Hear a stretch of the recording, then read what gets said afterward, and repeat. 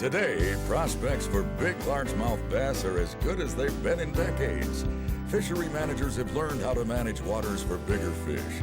We have cleaner waters in many areas, and perhaps most importantly, anglers understand the need to release big fish. While we have over the years covered many tactics for big bass, one of the finest is the most traditional technique of all. Big bass can't resist a properly presented wild shiner. Shiner fishing, meanwhile, is an art that can be applied in every area of the country, although it's most popular in Florida, which is where we are today, with Editor-in-Chief Doug Stange fishing alongside one of the best, Captain Jamie Jackson, on famous Lake Toho just south of Orlando. This is the scene. Bass hold in hydrilla pockets in open water, or they roam along cover edges. Anglers fish from a boat strategically anchored upwind of these areas. 20 or 25-pound line fished on flippin' sticks allows anglers to muscle fish from heavy weed cover. The hooks are traditional kale-style hooks made famous by shiner fishermen. Now, let's get down to detail. Fish on.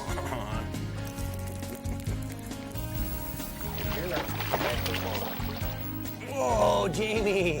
Now we're started. Yeah, we got some fish working here now. Shiner fishing, West Toho, Florida. Got one of the best shiner guides in the business, Jamie Jackson, today. Thank you very much. It's a good start. Yeah. And he's going to tell us, he's going to teach us about this shiner fishing. I'm excited about this because I've never done it before. So how are you hooking these, Jamie? Well, two different ways that we fish them here. We either fish them back hooked or through the lips and out the nostril. And through the lips and out the nostril is the way that we normally do it most of the time. 6/0 wide gap hook. 6/0 wide gap kale style hook. Most of the time we fish them hooked through the lips. It's much more productive that way. Your shiners will work better that way. But there are occasions where we fish them hooked through the back. Fish is chasing it.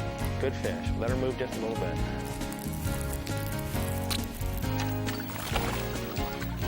I'll tell you what, Jamie, at that long distance like that, you've got to really get on those fish and keep coming. Yes.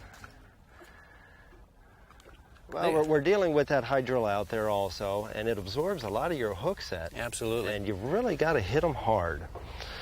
Okay, let's get another one out there. We use very heavy gear. You get these big fish up close to the boat with your drags so tight, with the heavy rods and heavy line and heavy drag. And what ends up happening, you get that great big fish that's 10 or 11 pounds, and she'll tear you off next to the boat.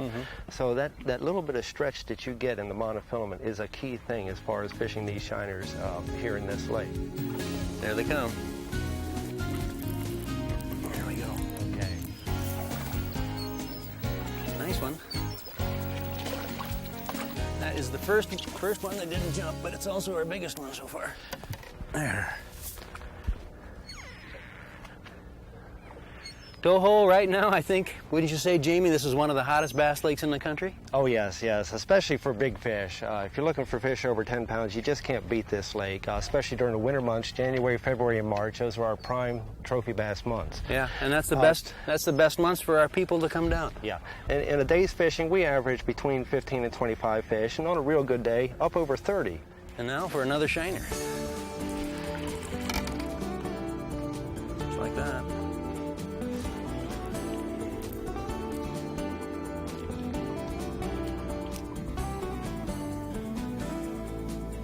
There's one.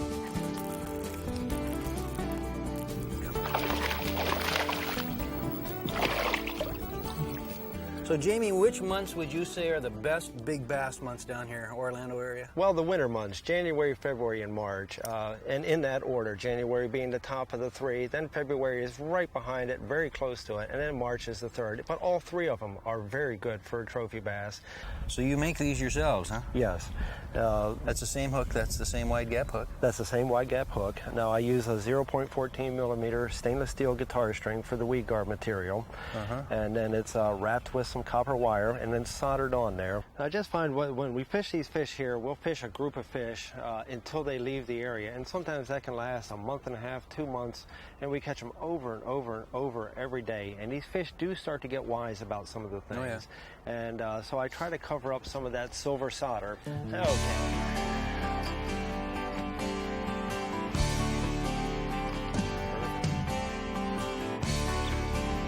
After again, she grabbed it. She's heading for the reeds. She's heading for the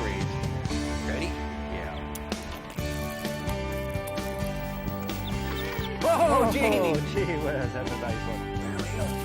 Hey. Oh.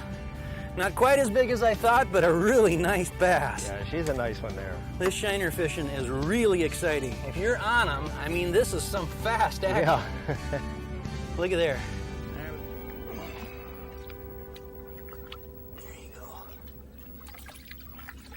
There's one just rolled right out there to the right. Ooh, look at that. Is that amazing or what? There we go. Come on. Oh Nice my fish. goodness. Oh my geez. goodness. That the mouth was that big. It was awesome. Oh.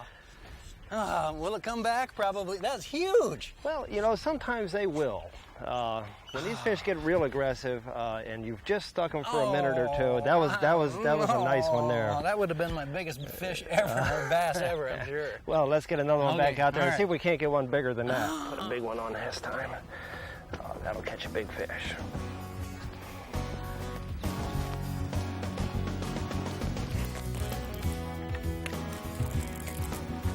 Please don't lose this one here. Nice fish. Nice fish. Throw the shot.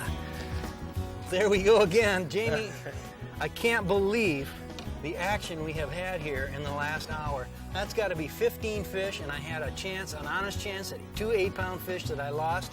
Incredible fishing. Yeah, and this is normal for us at this time of year. We've had a great 2 days here, but this is our best time of year, January, February, and March. Thanks for joining us Well, on the show. you're welcome.